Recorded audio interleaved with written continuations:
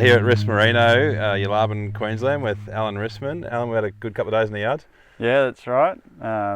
Sorting up our rams, sorting what's going to go in the sale, and then foot scoring everything too. So make sure we got that structure right. Yeah, so I don't know how many rams we did yesterday, but 409 rams we did. And just under 500 ewes today. So 9 traits we've been through, scored pastons, feet, the whole thing. I guess we've done that for a couple of years. It's always good to put numbers on things that we're normally trying to look at. Yeah. I mean, we culled a whole heap of sheep. What was that, 3 years ago, I think, for feet? Yeah. So that's something that we're pretty important to us to keep going right. And so having some numbers behind it's going to make that a lot quicker to do. Yeah, I guess if we think about maybe where we are in your production system here, what sort of what are you running? How are you making money out in Yalarbin? We got too many things probably because we got the merino stud, obviously, a few commercial ewes on the side of that, but then we've got Angus cattle. They're probably not quite in the shop, but they're just over there. And then also from time to time, depending on the season, a bit of cropping, a bit of cash, say sorghum or cowpeas or mung beans, that sort of thing. But predominantly it's through fattening livestock, breeding and fattening livestock. So all of our lambs go to kill weight, pretty much all of our steers and heifers go to feedlot, 450 odd kilos. It's mostly all bred. Breeding's the thing that we love, that's our passion. Excellent. So if we talk about breeding, the stud's been here for a number of years. I guess we are in southern Queensland, so there's heaps of pressure on wool and in terms of wool colour, so that's been a real focus. And it's, I think, unlike anywhere I go, that's obviously very, very tough to keep merino wool white here, but that's the beauty of selecting in these environments. You get the opportunity to express the trait. That's right, and because especially something like fleece rot, it's not something that appears for everybody. Yeah, 100%. And I guess the other joy of where you live is that Barber's pole turns up when it does rain. Not only do you get a bit of pressure on wool, you also get pressure from worms, which is again a great opportunity to select and something you sort of really couldn't farm up here without a bit of negative selection pressure. I think you'd be insane. It'd be insane to try farming up here with anything more positive than a negative 30 WEC. Really, it's just you'd be shooting yourself in the foot, running into drench resistance in a couple of years. Yeah.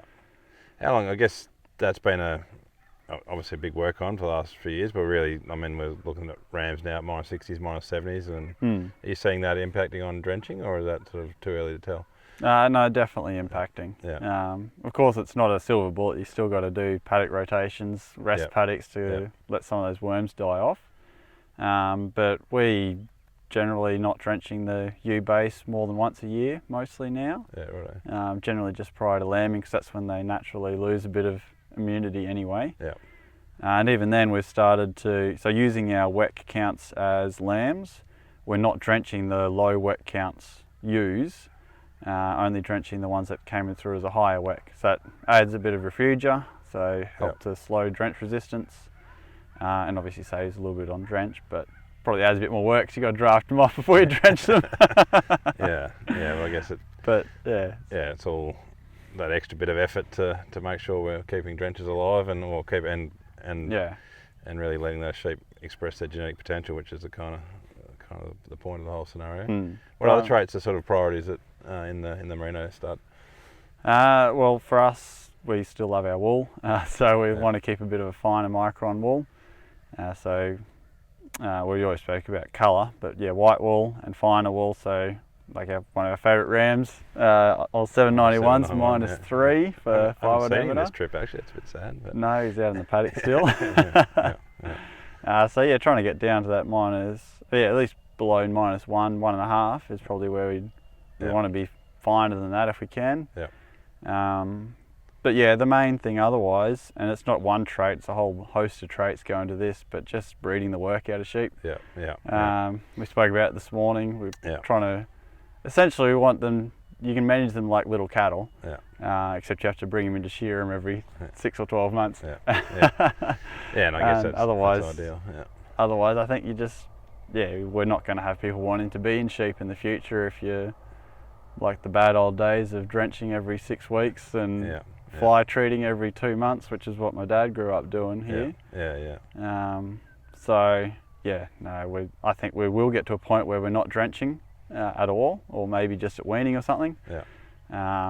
And well, we're already at a point where we're never treating for fly. You get the odd one you treat out in the paddock, but we're not jetting anything these days. We haven't done that for 4 or 5 years, I think now, since we've jetted any sheep.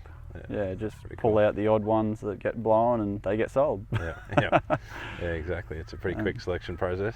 So obviously fly strike has been a massive priority right through all over. Even before you had the stud, you were sort of selecting sheep down that line. Yeah. And then I suppose the other really key one that comes into all that conversation is fat. It's obviously, this paddock looks pretty good at the moment, but the one behind it, not so good.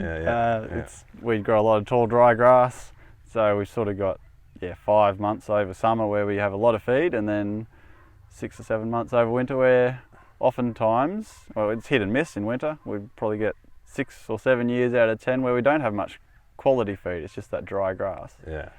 So we want that fat, and as the whole body energy stuff's showing, we want that for the variation, but also for anyone on better feed to run higher stocking rates. Like it all ends up in the same basket of being one of the most valuable traits we've got, I think. Yeah, it's a really good point. Yeah, we can use it out here to keep them alive on less digestible tucker, and if you're in more intensive grazing, then you use it through stocking rate. And 100%. I was going to point out that it doesn't always look nice and green and shiny out here, and I guess the ewes don't get to see. The ewes never see this. Exactly. Yeah, no, it's been. I guess again that's been something you had built in even before the stud started. That fat selection, whole body energy's been and out here you can. It's pretty easy to imagine why it's needed when you drive around, and sometimes I visit and there's lots of dry grass. Lots of dry grass and not much else. Yeah. And I mean we love our wool, but I also can't stand a sheep that can't survive. I don't want to be out there feeding sheep, especially when oftentimes you'll feed a whole mob of sheep for 20 or 30% of them that are poor, but you've got those 20 or 30% at the front who are still punching along, no worries in the world. So if we can get all of our flock like that top 20 or 30%, and you only have to feed when it's real bad, or maybe you just feed your twins for a month pre-lambing or something, just to keep those twins alive, the twin lambs alive, birth rates up. And then don't have to touch the feed rest of the time. That's where I want to be. Definitely. 100%. Repro is something that's been important as well, and I guess Queensland's probably known for low lambing percentages in merinos, but that's not where you're at. No, it's pretty sad state of affairs. We got clients up at Longreach, and it is tough. I won't deny it's tough up there to get lots of lambs, but they'll still get 110 or 20% of lambs, and the neighbours think it's a great year when they get 75. It's pretty sad state of affairs for the merino industry. But I'm sad if I get less than 130%. And I guess the style of merino, it's there'll be, as this video's rolling, we'll have shots of the style of merino so people can see them. But obviously plain body, good open clean points. And then using all the breeding bays as best we can. Obviously fat's built in there, but the weaning rate, breeding bay, ewe rearing ability is stuff we were talking about this morning, how we make sure we keep the heat on that, and really keep bringing heaps of lambs in, because the merino's got the potential to do it if we can keep them alive. And especially, our sheep spend all their lives except for lambing and joining in one big mob, and I think probably that ewe raising ability is going to be key to keep those lambs mothered up to those ewes when you transfer from having them in their lambing paddocks, transferring into big mobs. That's a bit of a sticking point at the moment.